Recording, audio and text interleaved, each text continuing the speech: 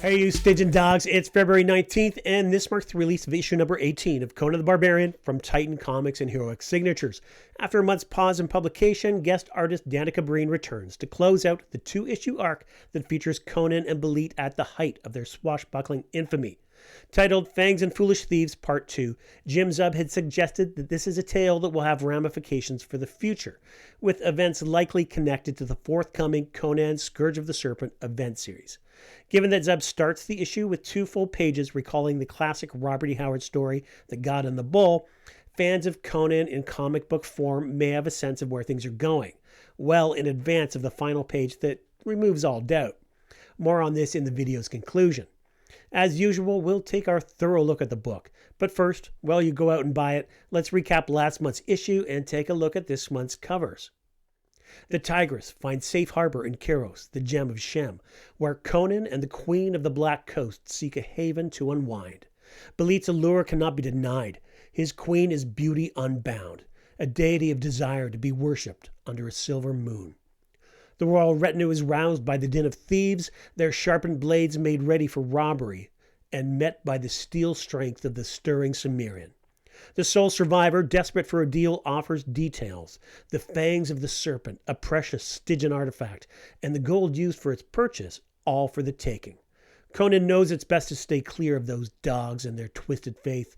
Belit disagrees. Stygian blood will be spilled. Now, a look at this month's covers. Unfortunately, my local shop is still waiting for a box to be delivered, but it looks like weather delays. So I only got cover A from Darick Robertson and this cover B from Roberto de la Torre, Conan in battle with the Serpent Man. The shop owner said she'd set the rest aside for me when they arrive, and I'll grab them next week. So here's what I'm waiting on. I think this is a great cover. It's cover C from Jonathan Lau. Cover D is from Andrew Maclean. And finally, oh my gosh, this is a phenomenal piece from Giada Marchisio. Just gorgeous. I'm smitten. Now, let's take a look at this month's issue. And here we go. I'll flip through the book, present a few close-ups of panels. I'll try not to read too much verbatim, but I will outline the general plot and happenings. I want you to be curious and to grab your own copy. Seriously, I implore you, buy these comics. They're great. I want to give you a sense of how things look and to convey my excitement and a few summary thoughts. But be warned, if you want a pure reading experience, and I know you do, I would caution you about spoilers. If inclined, feel free to skip ahead to the conclusion, though I won't guarantee that things will be completely spoiler-free there. On the inside cover, the return of Solomon Kane in his first solo series in 15 years. Issue number 1 of Patrick Zircher's Solomon Kane, The Serpent Ring, releases in March. Be sure to check it out. I'd recently put together a recap of the Solomon Kane covers reveal week, so be sure to check that out too. Opposite Solomon Kane, credits for the teams at Heroic Signatures and Titan Comics. Turning the page, the Numidian Chronicles, a map of the Hyborian Age highlighting this issue's area of action, and a summary of events thus far. Some years earlier, in Kalian Publico's temple, a glimpse of the dark power of Stygian magic. The god in the bowl, inhuman, divine, and in his eyes a message he dare not remember. The dread memory sets the Cimmerian on edge in the present. To Belit, the Stygian treasure presents an irresistible challenge. Conan knows that toying with Set's foul magic is a foolish gamble. Conan capitulates to his queen's ambition, and she too quick to agree to this pact made between three. Fangs and Foolish Thieves Part 2. Grim Jim Zub writer, death-defying Danica Brine artist, jumping Jao Canola color artist, rascally Richard Starkings, and Comicraft's Titanic Tyler Smith lettering, calamitous Chris Butera editor. Tarnasha, the thief, tells of their target, a Stygian relic, the Fangs of the Serpent, in the possession of Robertson, the antiquarian, and some Stygians on a heretofore unsuccessful holy mission to negotiate for the artifact. Said negotiations are set to resume this night, pressing the need for action. Conan and Tarnasha will seek a means of entry, while Belit offers a distraction. A distraction in the form of a procession of passion, her charms reserved for Robertson, master of the manor. Inside said manor, the Stygian Nizam has grown impatient with the antiquarian. He knows the item's value. The fangs of the serpent, flawless, priceless. Conan and the thief look on. Belit's distraction generates suspicion. And then, action. There must be no witnesses to the Fangs' end of these events. A guard and Roberto slain. Conan orders the thief to follow his lead. And with pantherish grace, Conan strikes deeply. The thief, Tarnasha, causes set steel to clatter to the floor. With fervent faith, the snake priest retrieves the fangs. In the courtyard, Belit and the minstrels are betrayed. The guard goes down. Inside, Tarnasha is sent sprawling, set to witness Set's serpentine sorcery. Surprised by the serpentman's strength, the Cimmerian is sent smashing, and the silver spikes of Set's fangs find home in the barbarian's gut. A moment later, vengeance is served, a dagger delivered to the demon by the Queen of the Black Coast. With Conan's wounds staunched and the militia arriving, Tarnasha assesses the situation and makes her play. Her vow of loyalty broken, the treacherous thief flees with the artifact, leaving Conan and Belit to fend for themselves. The city's sentries search the Stygian slaughterhouse, starlit signs signaling the Cimmerian state. Evading their pursuers, the pirate pair are no longer welcome in this port of prosperity. Once aboard the Tigress, Belit beseeches her brigands to bring her Tarnasha's bloody head. Conan defies his queen and demands that the crew stand down. They gambled for the treasure and lost. There's no need to sacrifice the lives of their men. Belit lashes out, calling Conan a traitorous cur. And then to acquiesce a moment later. The thief's defiance, demanding comeuppance by Belit's blade, but not now. It's time to cast off from Kiros, leaving the treacherous shores behind. Elsewhere, the master of the Black Ring's dark heart burns ever onward, seeking retribution against they who took his treasure true. What? Can it be? The return of the master of the Black Ring? The return of Thoth-Amon to the pages of Conan the Barbarian? And so ends issue number 18 of Conan the Barbarian and Danica Brine's run as guest artist. I'm going to step back and pause here, and let's talk about issues 17 and 18. Based on viewer comments, Conan number 17 has been the most contentious issue so far, and I suspect that sentiment will carry through the arc as a whole. While some, including myself, were impressed by Danica Brine's detailed backgrounds, that stunning two-page spread, not to mention the passion by moonlight, others felt that her modern, cleaner style was too stark a contrast to the raw, energy-laden work of Roberto de la Torre and Doug Braithwaite. This contrast was further emphasized by Brine's collaboration with colorist Jao Canola. While Canola's bright palette is striking, it may have softened some of the grit that many fans feel better suits a Conan tale. Of course, personal preference plays a role here.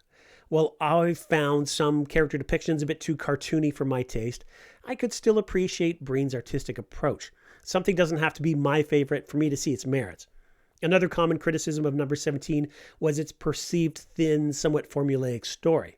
While that's a fair take, I'd argue that the issue's real purpose was to highlight the passion between Conan and Belit, celebrate their youthful joie de vivre, and showcase Belit's reckless nature, a trait that not only carries over into issue number 18, but ultimately seals her and her crew's fate.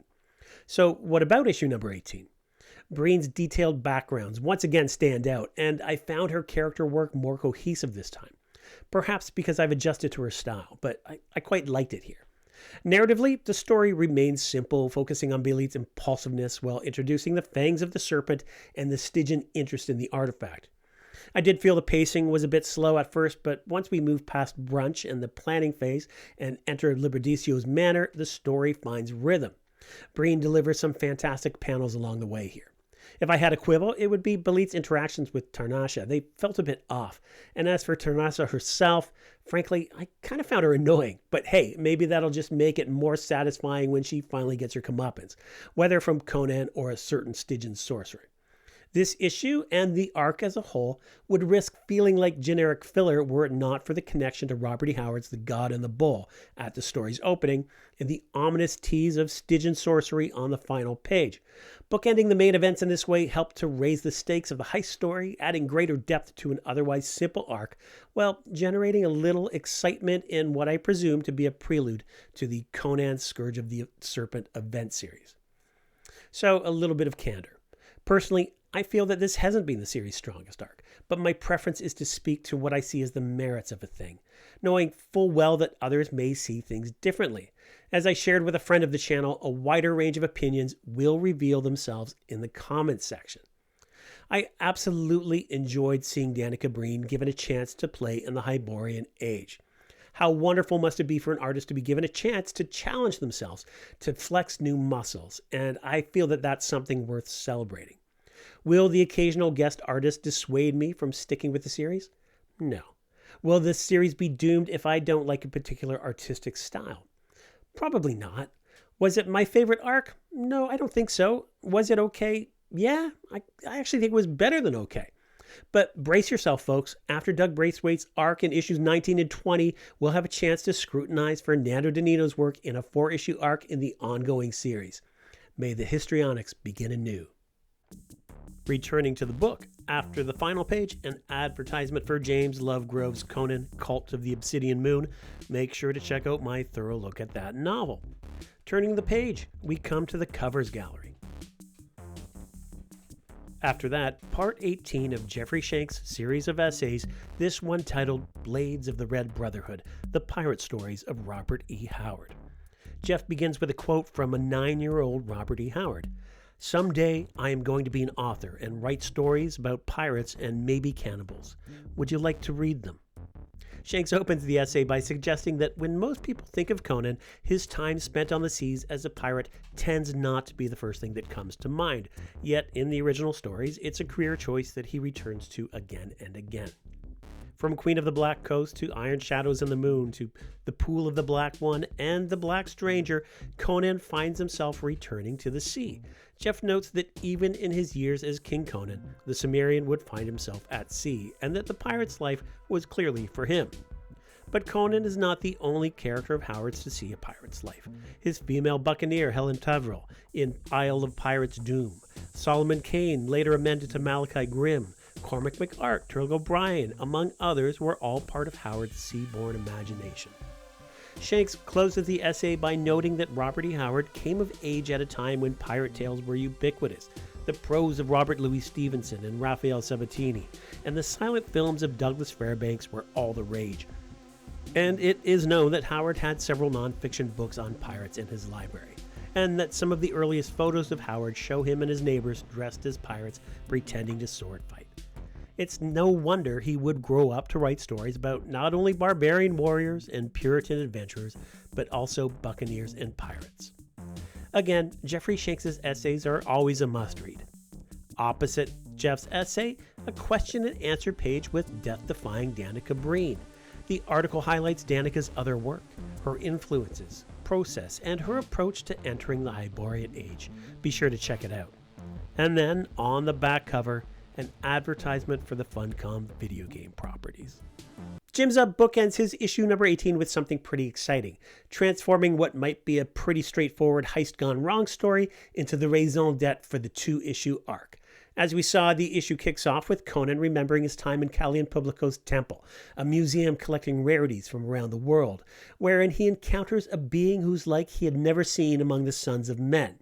A face so inhumanly beautiful, godlike, with its finely molded head which swayed curiously from side to side. This scene will be familiar to fans of Robert E. Howard's classic tale, The God and the Bull. Weird Tales had passed on the story in 1932, and it was eventually published posthumously in the September 1952 issue of Space Science Fiction. And why is this exciting? Well, not only do we get a solid reference to a beloved Howard tale, but fans of Conan in comic book form might know that it presages something or someone pretty special. Now, Roy Thomas adapted The God and the Bull in Conan the Barbarian number 7 from July 1971. It was titled The Lurker Within. Thomas expanded on the original story, adding connective tissue at the beginning, and at the end, he has Conan peer into the bowl after slaying the elder god. There, both he and the reader glimpse the sorcerer Thoth-Amon for the first time, an encounter that shakes the barbarian. Thomas goes all in, manifesting the sorcerer, bringing him into Conan's full awareness, and suggesting that Thoth-Amon in return is similarly aware of the Cimmerian and his role in this affair. Like a man possessed, young Conan gazes into the bowl, and he knows somehow that he looks upon the face and features of Thoth-Amon, Thoth-Amon, most feared of Stygian wizards, he who awakened and now commands the sons of Set, the serpent god. This is rather different from Howard's original story, where Thoth-Amon and his connection to the artifact is mentioned in passing in the following passage. I found a symbol on the bottom of the bowl, chattered Promero. Not an ancient hieroglyphic, but a symbol recently carved. The mark of Thoth-Amon, the Stygian sorcerer, Calenthis's deadly foe. He found in it some grisly cavern below the haunted pyramids. The gods of old times did not die as men died. They fell into long sleeps, and their worshippers locked them in sarcophagi, so that no alien hand might break their slumbers.